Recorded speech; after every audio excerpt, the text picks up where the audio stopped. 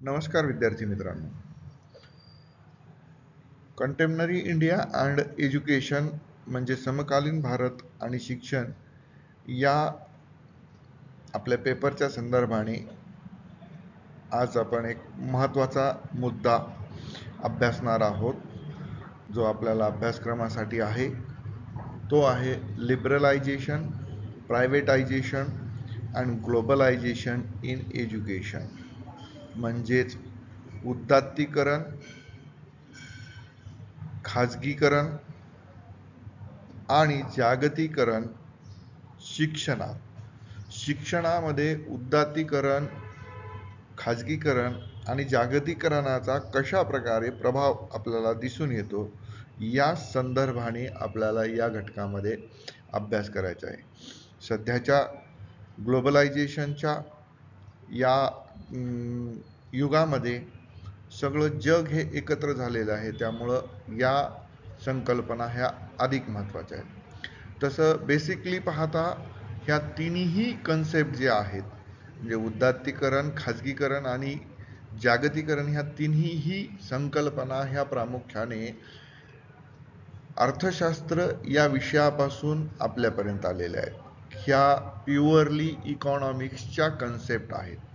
Liberalisation असेल, privatisation असेल किंवा ग्लोबलायझेशन असेल, ह्या प्रामुख्याने इकॉनॉमिक्सच्या अभ्यासक्रमामध्ये किंवा इकॉनॉमिक्सच्या संदर्भाने वापरल्या जाणाऱ्या कन्सेप्ट आहेत. प्रामुख्याने 1991 काळामध्ये भारताच्या इकॉनॉमीमध्ये मोठ्या प्रमाणामध्ये क्रायसिस आलेला होता.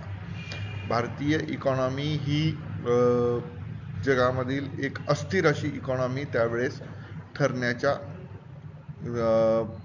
तयारीत होती आणि त्यावेळेसचे अर्थमंत्री मनमोहन सिंग आणि पंतप्रधान PV नरसिंहराव यांनी या LPGचा आपल्या भारतामध्ये स्वीकार केला आणि त्या अनुषंगाने भारताचा विकास झालेला आपल्याला इथं दिसून येतो आणि त्यावरून आपली इकॉनॉमी जी आहे ती दृढ झाल्याचं आपल्याला याच्यातून दिसून येतं.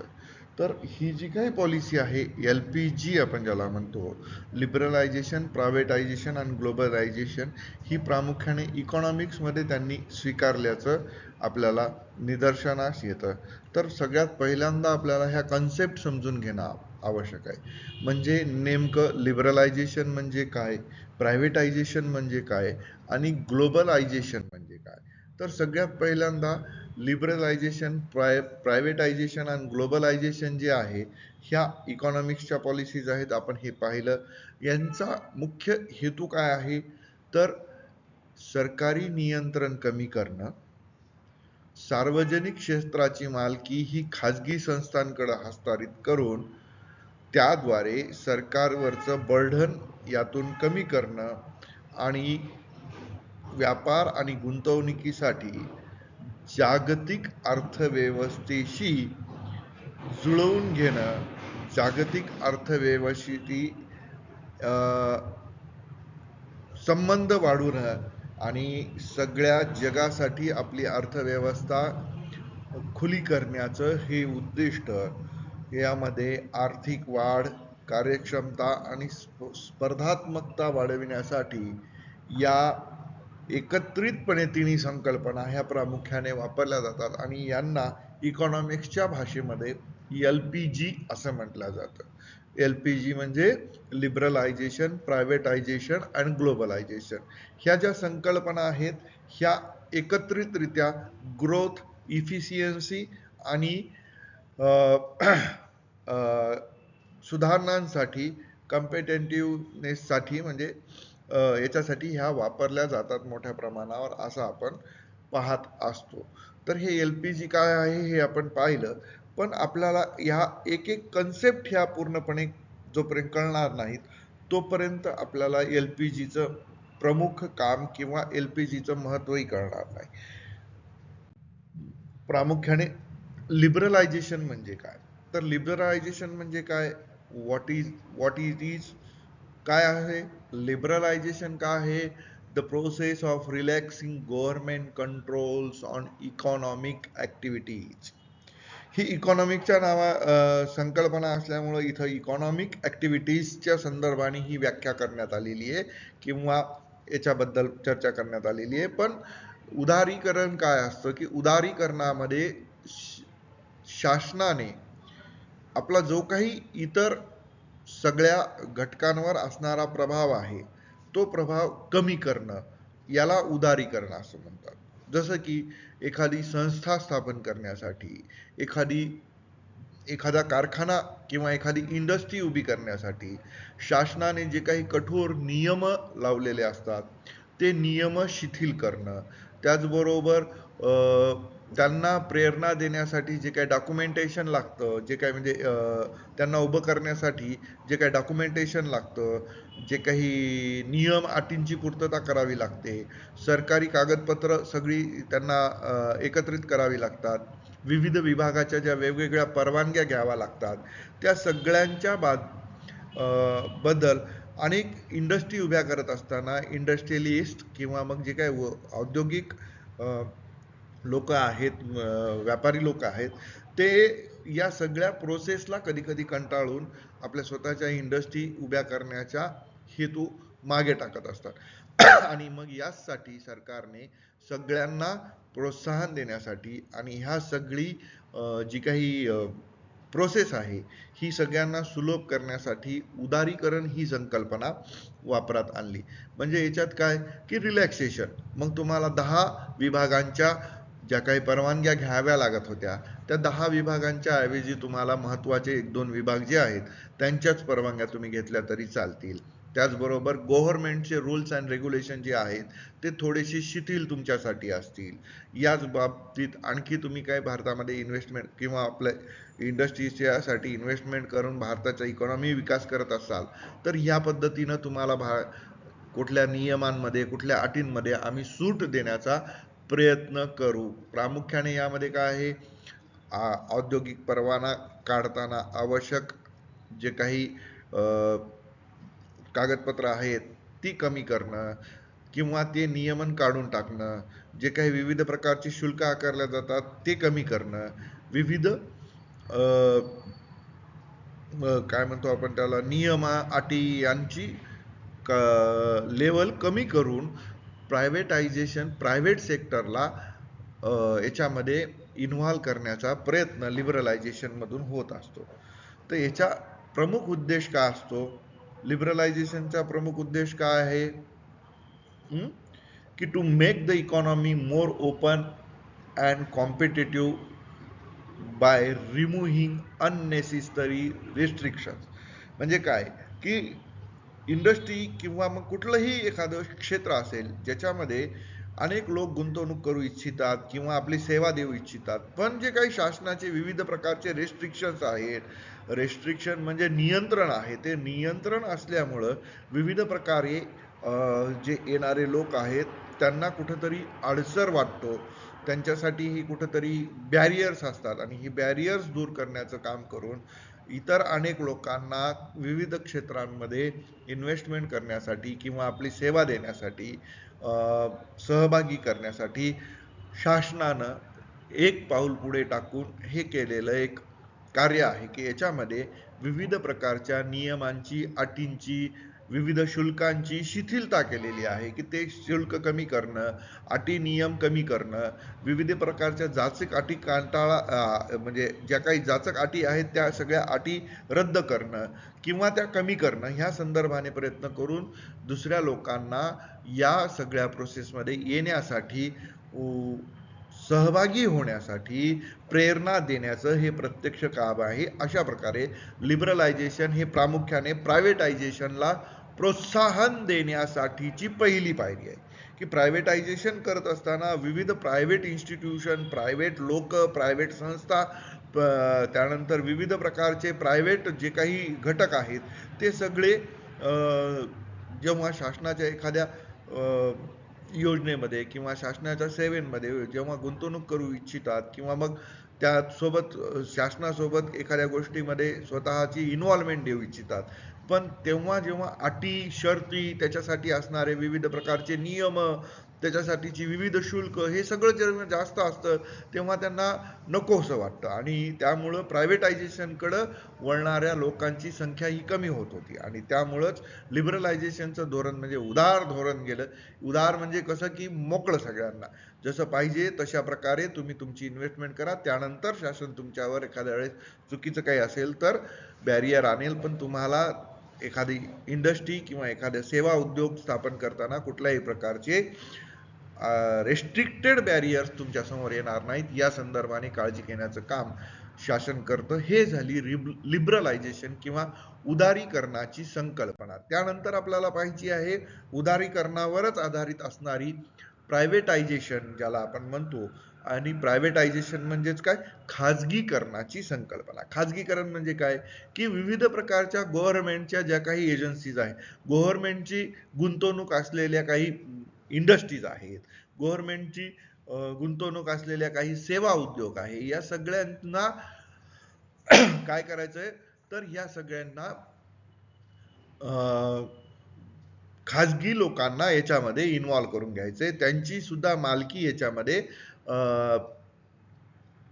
प्रस्थापित करायची आणि स्वतःची जी काही मालकी आहे ती खाजगी संस्थांना हस्तांतरित करायची, म्हणजे प्रायव्हेटायझेशन करायचं. जसं की काही प्रमाणामध्ये शेअर्स हे एका प्रायव्हेट कंपनीला विकणं, प्रायव्हेट लोकांना देणं, या संदर्भाने गव्हर्नमेंटने सुद्धा अनेक कंपनीज वगैरेंची जी काही आपली स्वतःची मालकी होती ती खाजगी लोकांना विकणं सुरू केलं, त्यांना देण्याची तरतूद करण्यात आली. काही प्रमाणामध्ये शेअर्स प्रायव्हेट लोकांच्या नावावर, प्रायव्हेट कंपनीच्या नावावर हस्तांतरित करून विविध जे काही सेक्टर्स होते त्या सेक्टर्समध्ये गुंतवणुकीसाठी प्रायव्हेट लोकांना प्रेरणा दिली आणि त्याच्यातून प्रायव्हेटायझेशनची सुरुवात झाली. म्हणजे नेमकं कसं तर आता तुम्हाला सगळ्यांना BSNL ही कंपनी माहीत असेल, भारत संचार निगम लिमिटेड.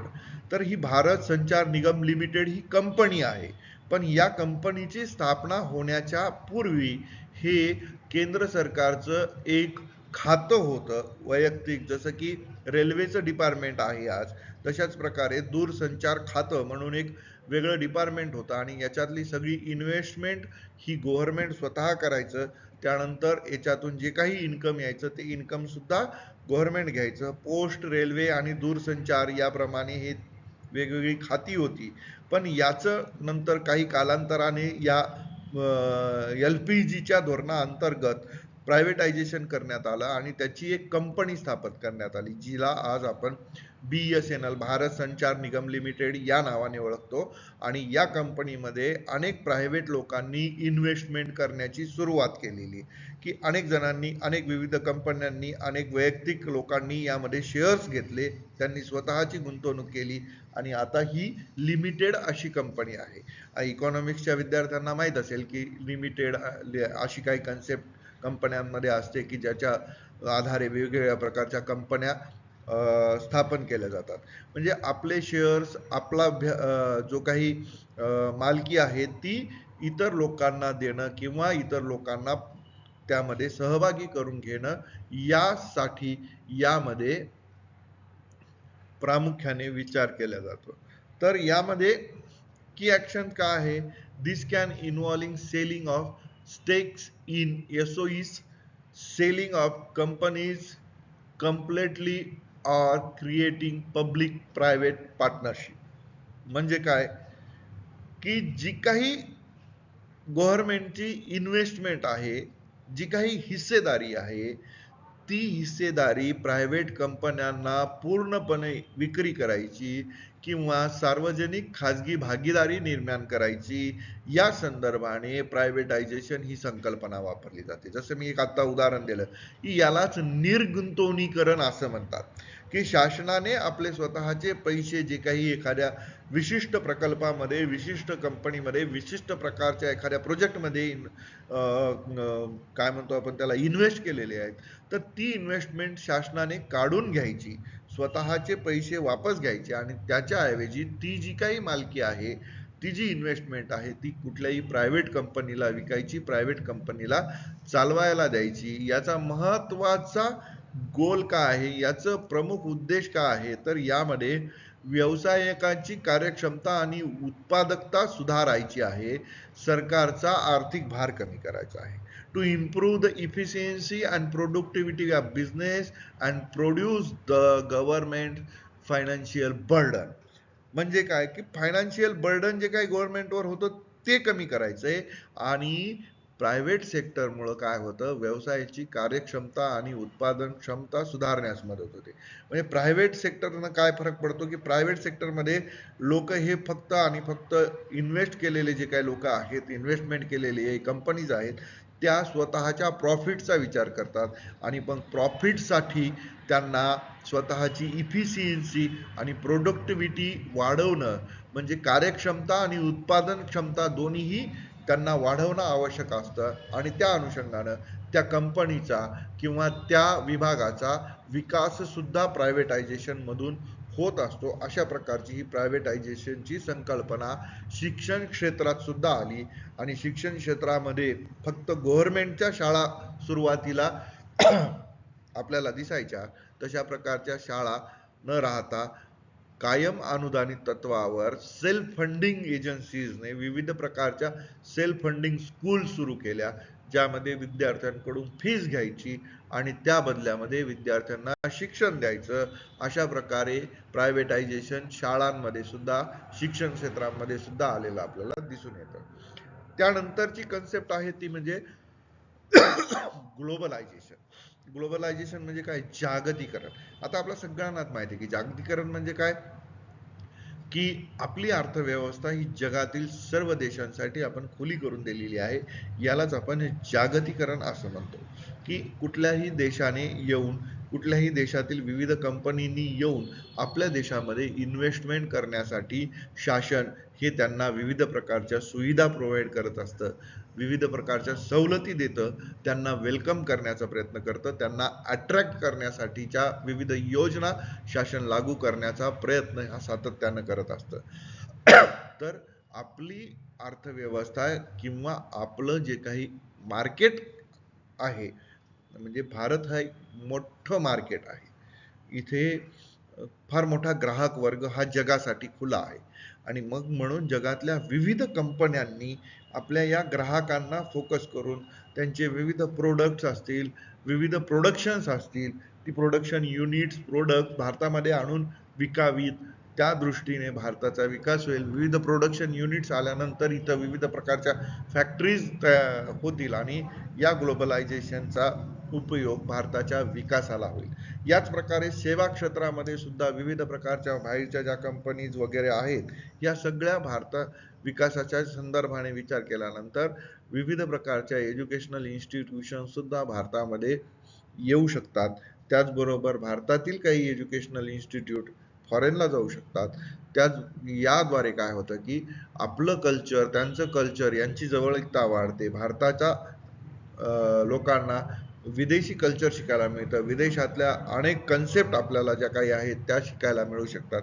ग्लोबलायझेशनच्या या युगामध्ये आपल्याला विविध प्रकारच्या संकल्पना विदेशी लोकांकडून शिकायला मिळतात. आपल्या लोकांद्वारे योग असेल, आपलं आयुर्वेद असेल, त्यानंतर जे काही भारतीय संस्कृतीमध्ये विविध घटक आहेत, या सगळ्यांचा जागतिक बाजारामध्ये मोठ्या प्रमाणावर मागणी आहे. त्याला प्रोव्हाइड करण्यासाठी शिक्षण क्षेत्र आपलं यामध्ये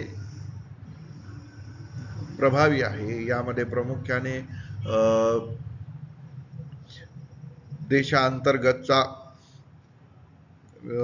काय म्हणतो आपण व्यापार आला, त्यानंतर विदेशी गुंतवणुकीसाठी चालना देणं, त्याच्यानंतर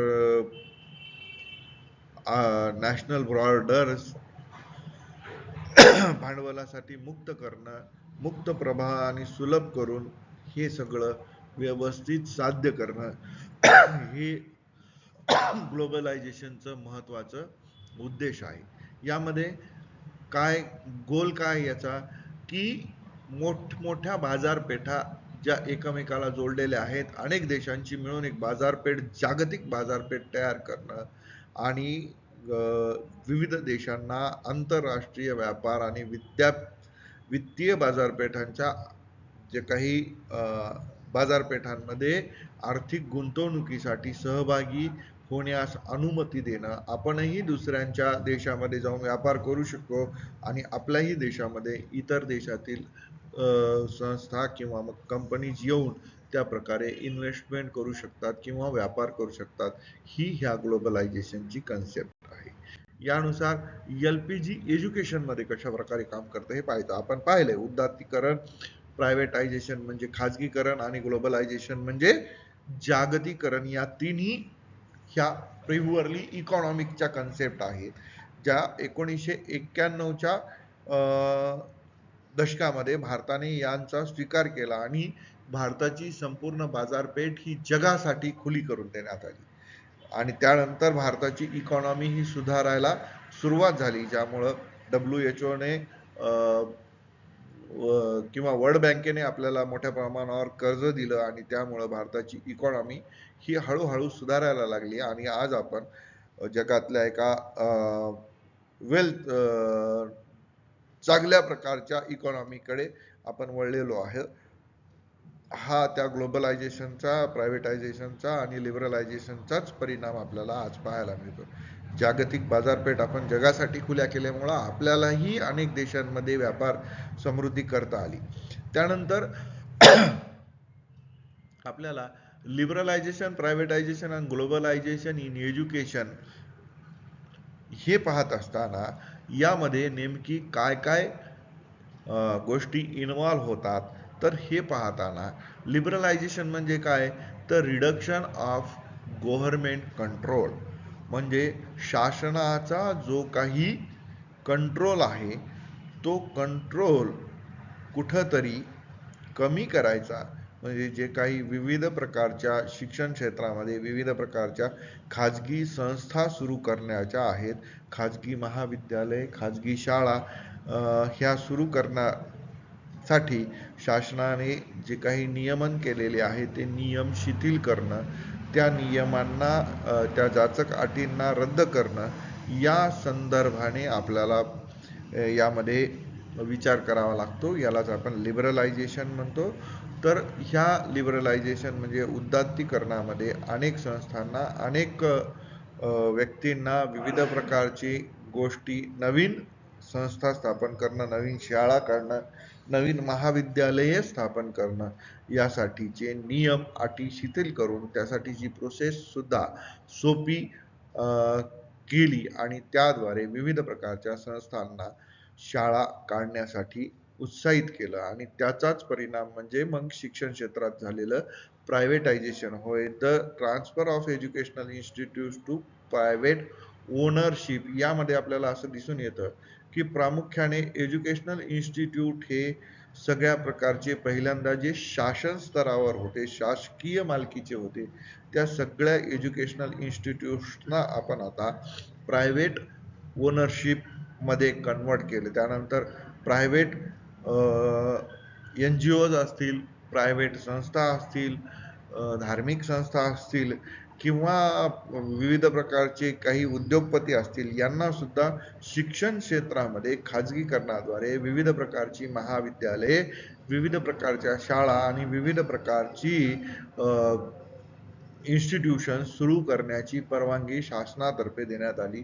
या अनुषंगानं हे खाजगीकरण इथे आपल्याला करण्यात आल्याचं दिसून येतं. या खाजगीकरणाच्या अनुषंगानं देशामध्ये विविध प्रकारचे विना अनुदानित तत्वावर का होईना पण चालणारे हे महाविद्यालये, शाळा आपल्याला सुरू झालेल्या दिसतात आणि यातून शिक्षणाचं सार्वत्रिकरण झालेलं आहे. सर्व ठिकाणी शिक्षण उपलब्ध झालेलं आहे. विविध प्रकारच्या संस्था, विविध प्रकारचे NGOज, विविध प्रकारची व्यक्ती यांनी विविध प्रकारची महाविद्यालय, अगदी ग्रामीण भागात सुद्धा प्रायव्हेट शाळा, प्रायव्हेट महाविद्यालय ही आजही आपल्याला अस्तित्वात असलेली दिसून येतात.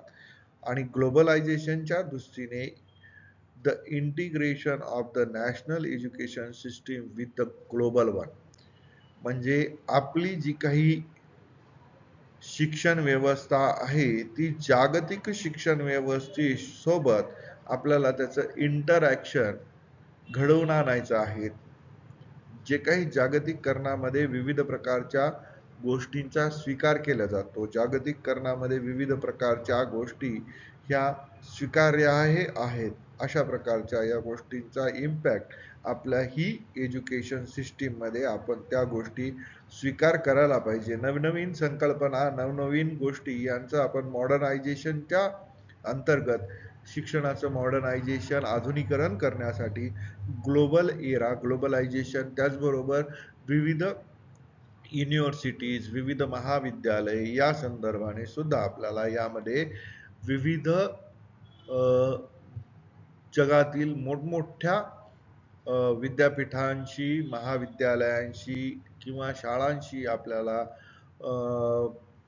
काय म्हणतो आपण त्याला, एक प्रकारे एखादा काय म्हणतो रे आपण त्याला, हे दोन व्यक्तींमध्ये होणारा जो काही असतो त्याप्रमाणे त्याच्याद्वारे आपण एकमेकांना आपापल्या ज्या काही एक्सपर्टीज आहेत त्या शेअर करू शकतो, ज्याला MOUs म्हणलं जातं. तर हे MOUs जे आहे, तर ते MOUs विविध जगातील विविध देशांतील विविध मोठमोठ्या विद्यापीठांसोबत, मोठमोठ्या महाविद्यालयांसोबत आपण करू शकतो, ज्याद्वारे आपण आपले एक्सपर्टीज, आपलं ज्ञान हे त्यांच्याशी शेअर करू शकतो. त्यांचं ज्ञान, त्यांची एक्सपर्टीज, त्यांचं इन्फ्रास्ट्रक्चर, त्यांच्याकडे असणाऱ्या टेक्नॉलॉजीज ह्या आपल्या देशातील विद्यार्थ्यांना, आपल्या विद्यार्थ्यांना वापरता येऊ शकतं. असं हे जे काही त्याला आपण कॉन्ट्रॅक्ट म्हणतो. तर एक प्रकारचा हा कॉन्ट्रॅक्ट आपण दुसऱ्या देशातील विद्यापीठांसोबत करू शकतो. हे ग्लोबलायझेशनचं एक महत्त्वाचं बेनिफिट आपल्याला शिक्षण क्षेत्रामध्ये आहे. विविध जगातील जे काही चांगल्या चांगल्या विद्यापीठ आहेत, जे काही चांगलं जिथं जिथं ज्ञान प्राप्त होऊ शकतं, जिथं जिथं चांगल्या गोष्टी आहेत, त्या सगळ्या गोष्टींच्या संदर्भाने या आपल्याला त्या स्वीकार करता येतील किंवा त्याचा आपल्याला त्या आत्मसात करता येतील. त्याचबरोबर भारतातील ज्ञान, आपले एक्सपर्टीज, आपलं रिसर्च, आपलं इनोव्हेशन आपण त्यांना सुद्धा देऊ शकतो आणि त्यातून आपला आणि त्यांचा दोघांचाही विकास साध्य करण्यासाठी ह्या गोष्टी महत्त्वाच्या आहेत.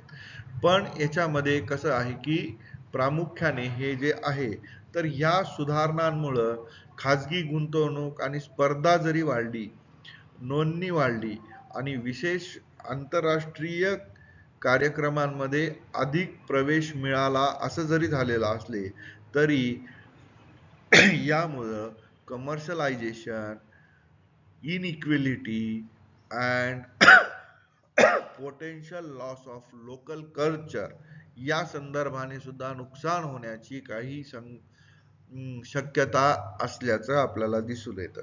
की कमर्शलायझेशन कसं होऊ शकतं, की शिक्षणाचं खाजगीकरण जेव्हा झालं, प्रायव्हेटायझेशन झालं, तेव्हा ते कमर्शियल झालं, त्याचं औद्योगिकरण झालं.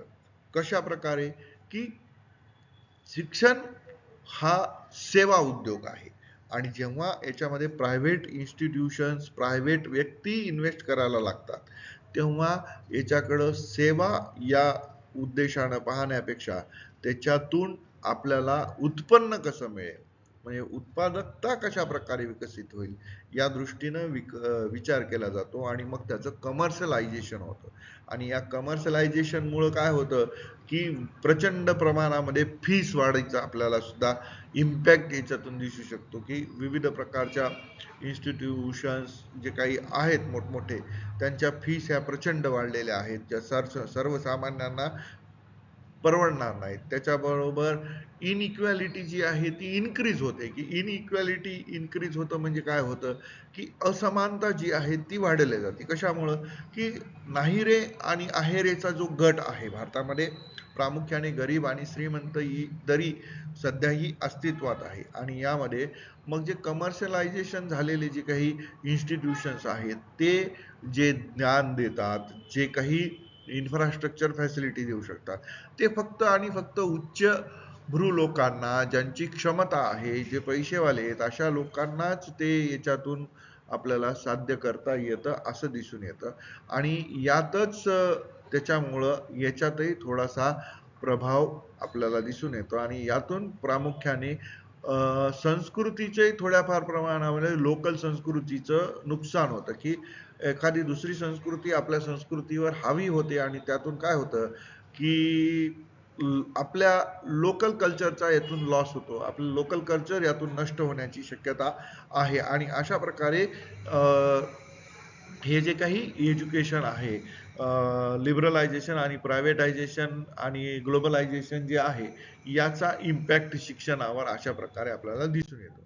यामध्ये प्रामुख्याने कमर्शियलायझेशन आहे, इन्क्रीज्ड कॉम्पिटिशन आहे आणि नीड फॉर रेग्युलेशन्स हे महत्त्वाच्या गोष्टी लक्षात ठेवणं आवश्यक आहे. कमर्शियलायझेशन होण्यासारखं आहे म्हणजे आपण आत्ताच पाहिलं की यामध्ये खाजगीकरण, व्यापारीकरण जे होतं त्यानुसार जी काही सेवेऐवजी एक वस्तू किंवा उद्योग म्हणून जर शिक्षणाकडे पाहायला गेलं की ही एक सेवा उद्योग आहे, पण सेवा असताना त्याला उद्योग हा शब्द जोडला गेला. म्हणजे एखादं इन्स्टिट्यूशन, एखादं प्रायव्हेट कंपनी जेव्हा एज्युकेशनमध्ये इन्व्हेस्टमेंट करते तर त्यांचा प्युअरली मोटो काय असतो, तर प्रॉफिट कमवणं हा त्यांचा मोटो असतो. आणि त्या दृष्टीनं मग हे यामध्ये जे काही शिक्षणावर फोकस व्हायला पाहिजे, जे त्याऐवजी इंडस्ट्रीमध्ये जसं की उत्पन्नावर फोकस केलं जातं, त्याप्रमाणे शिक्षण क्षेत्रामध्ये उत्पन्नावर जास्त फोकस केलं जातं.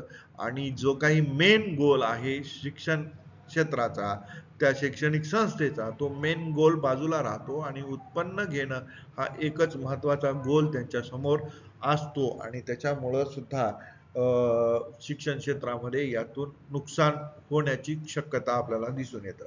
त्यानंतर यातून एक मोठ्या प्रकारचं कॉम्पिटिशन सुद्धा निर्माण होऊ शकते, की यातून स्पर्धा वाढते. आणि स्पर्धा वाढण्याचे दोन्ही प्रकारचे आपल्याला परिणाम दिसून येतात, की याचे पॉझिटिव्ह पण परिणाम आहे, की ज्याद्वारे गुणवत्तेचा विकास होतो, ज्याद्वारे गुणवत्ता वाढू शकते. उच्चभ्रू लोकांना ही गुणवत्ता परवडेल या किमतीमध्ये मिळू शकते, पण सामान्य लोकांसाठी किंवा गरिबांसाठी ही गुणवत्ता परवडणार नाही, कारण कमर्शियलायझेशन झालेलं आहे, प्रचंड प्रमाणामध्ये फीस वाढलेल्या आहेत. गुणवत्ता जरी वाढली तर ती सगळ्यांसाठी उपलब्ध असेल असं आपल्याला नाही म्हणता येतं. म्हणून जे कॉम्पिटिशन इन्क्रीज होतंय ते कॉम्पिटिशन चांगल्याही प्रकारे म्हणजे गुणवत्ता वाढ होते, इन्फ्रास्ट्रक्चरच्या फॅसिलिटीज चांगल्या चांगल्या मिळायला लागतात, हे सगळं होतं. पण हे सगळं कसं होतं की हे सगळ्यांसाठी अफोर्डेबल असेल असं आपल्याला म्हणता येत नाही. हे सगळ्यांसाठी अफोर्डेबल करण्यासाठी शासनाचं नियंत्रण आवश्यक आहे. पण LPG मध्ये काय आहे, शासनाचं नियंत्रण कमीत कमी करणं. मग शासनाचं नियंत्रण जितकं कमी होईल तितक्या ह्या गोष्टींचा आपल्याला त्रास सुद्धा व्हायला सुरुवात होईल. तर याच्यासाठी काय आहे की याच्यासाठी नियमांची आवश्यकता आहे.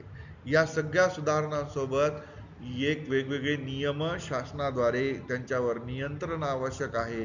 आणि या सगळ्या नियंत्रणाबरोबर शासनाचं त्यांच्यावर लक्ष असणं, सुधारणा ह्या सगळ्या कशा व्हायल्यात, तर हे सगळे गोष्टी सुद्धा शासनाने लक्षात घ्यावे आणि यातून जे काही नकारात्मक होणारे परिणाम आहेत शिक्षण क्षेत्रावर ते प्रामुख्याने कमी व्हायला पाहिजे. आणि या दृष्टीनं त्यामध्ये प्रामुख्याने आपल्याला हे लक्षात येतं की यातून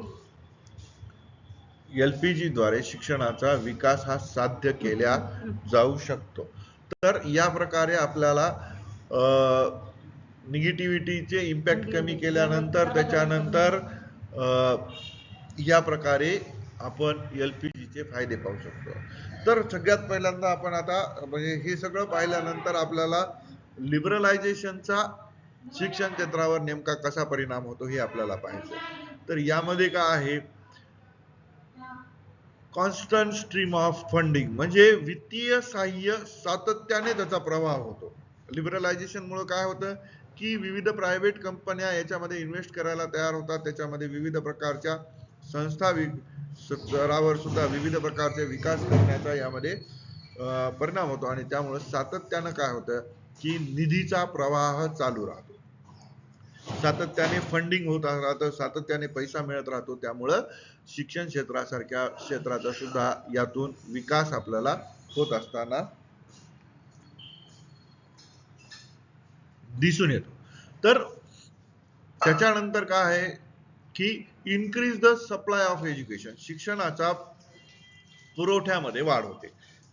म्हणजे काय की सगळ्यांना शिक्षण उपलब्ध होऊ शकतं, सगळ्या स्तरात शिक्षण मिळू शकतं, अशा पद्धतीनं हे सगळं आपल्याला पाहता येतं आणि ह्याद्वारे आपण हे सगळं त्यातून आपल्याला शिक्षणाच्या पुरवठ्यामध्ये लिबरलायझेशनमुळं किंवा उदात्तीकरणामुळं फरक पड इन्करेज होत असताना आपल्याला दिसून येतं.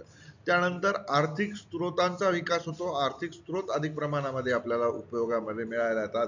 त्यानंतर भारतातली जी काही प्रचंड भांडवल आहे त्याची सुद्धा लिबरलायझेशनमुळे बचत होते. म्हणजे देशातील पैसा किंवा मग जो काही सरकारी पैसा आहे त्याची बचत आपल्याला याच्यामध्ये दिसून येताना दिसत असते. त्यानंतर विविध प्रकारच्या सर्वोत्तम संधी लिबरलायझेशन मधून आपल्याला प्राप्त होत असतात.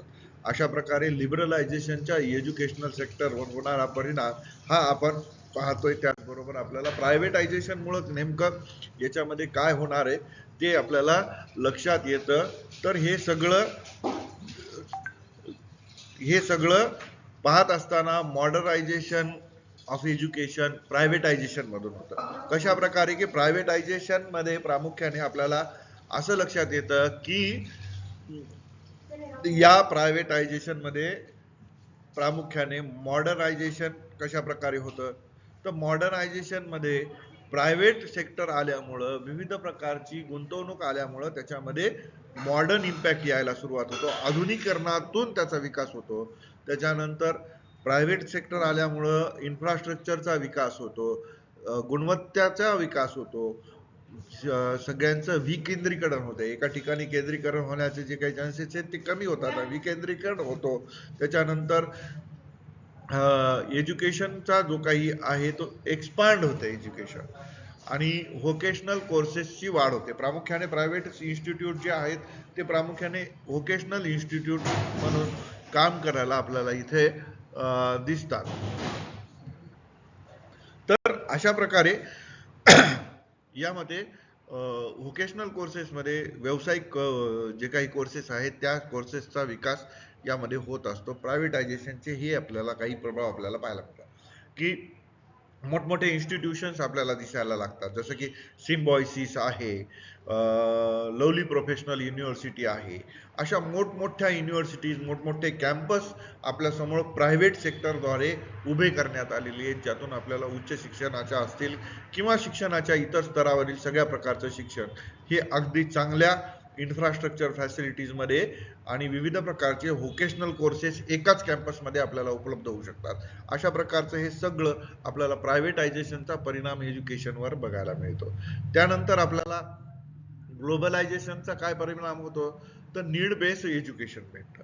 नीड बेसवर एज्युकेशन म्हणजे गरजांवर आधारित एज्युकेशन मिळतं की जगामध्ये कुठलंही एज्युकेशन हे आपल्याला आपल्या घरी बसल्या आपल्याला मिळू शकतं. ऑनलाईन पद्धतीने सुद्धा आता ही सोय आपल्याला उपलब्ध झालेली आहे. त्याच्यामुळं आपल्याला ज्या प्रकारचं शिक्षण पाहिजे ते जगात कुठेही उपलब्ध असेल तर ते आपण घेऊ शकतो. त्यानंतर शैक्षणिक सुविधांचा मोठ्या प्रमाणावर विस्तार होतो. जगातल्या सगळ्या सुविधा एकत्रित आल्यामुळं आपल्याला ज्या हव्या आहेत त्या सगळ्या सुविधा एकत्रितरित्या आपल्याला मिळू शकतं. त्याचबरोबर मानसिक क्षितिजांचा सुद्धा इथं विस्तार होतो की कशा प्रकारे आपल्या मेंटल जे काही हॉरिझन आहे म्हणजे क्षितिज आहे त्याचा विकास होतो आणि आपल्याला पाहिजे त्या क्षेत्रामध्ये पाहिजे तितका आपल्याला विकास करून पाहिजे तितकं आपल्याला ज्ञान यातून जगातील कुठल्याही कोपऱ्यातून आपल्याला मिळू शकतं. त्याच्यानंतर ज्ञानाचं आदान प्रदान होतं, ज्ञानाचं शेअरिंग होतं की आमचं ज्ञान तुमच्याकडे, तुमचं ज्ञान आमच्याकडे. त्यामुळं ज्ञानाचं विस्तारीकरण शेअरिंग झाल्यामुळं ज्ञानाचा विकास होतो. ज्ञान हे सगळ्यांकडं स्प्रेड पण होतं. त्याच्यानंतर आपल्याला सांस्कृतिक जवळीकता निर्माण होते. प्रत्येकाचं कल्चर आपल्याला कळायला लागतं, आपलं कल्चर त्यांना कळायला लागतं. त्यामधले सामायिक दुवे जोडून त्याच्यानंतर त्यामुळं आपल्यातून अनेक देशांमध्ये सुद्धा जवळीकता निर्माण होऊ शकतं. आंतरराष्ट्रीय समज निर्माण व्हायला यातून उपयोग होतो आणि मॉडर्नायझेशन म्हणजे यातून आधुनिकीकरण शिक्षणाचं व्हायला सुरुवात होत असते. अशा प्रकारे आपण उदात्तीकरण, खाजगीकरण आणि जागतिकीकरण याचा शिक्षणावर होणारा इम्पॅक्ट पाहिला. याची उदाहरणं म्हणजे आज आपल्या भारतामध्ये जी काही विविध प्रायव्हेट इन्स्टिट्यूशन्स उभी आहेत, मोठ्या प्रमाणावर प्रायव्हेट इन्स्टिट्यूशन्स आहेत, जी मी एक दोन उदाहरणं दिली, जसं की लवली प्रोफेशनल युनिव्हर्सिटी आहे, बन्सल युनिव्हर्सिटी आहे, त्याचबरोबर सिम्बॉयसिस युनिव्हर्सिटी आहे. अशा प्रकारे बऱ्याच इंडस्ट्रीमुळे भारताच्या या सेवा क्षेत्रामध्ये पाय रोवले आहेत. आत्ता आपल्या नांदेड शहरात सुद्धा आपल्याला विविध प्रकारच्या प्रायव्हेट शाळा बघायला मिळतात, ज्यांची एक विशिष्ट प्रकारची चेन आहे. उदाहरणार्थ आपण घेऊ शकतो पोद्दार इंटरनॅशनल स्कूल असेल, त्यानंतर नारायणा इन्स्टिट्यूट असेल.